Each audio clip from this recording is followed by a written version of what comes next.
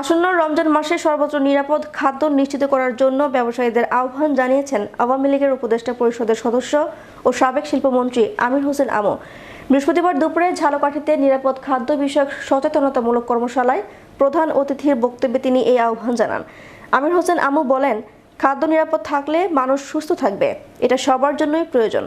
যদি খাবারে ভেজাল মেশানো হয় তাহলে ভ্রাম্যমাণ আদালতের মাধ্যমে কঠোর ব্যবস্থা নেওয়ার জন্য তিনি জেলা প্রশাসনকে নির্দেশ দেন।